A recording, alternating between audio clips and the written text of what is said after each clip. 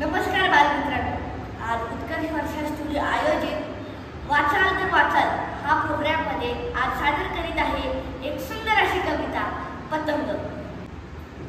सादर करण्यासाठी आज आपल्यासोबत आहे आरोही बराडे। तर ऐकूयात सुंदर अशी कविता पतंग।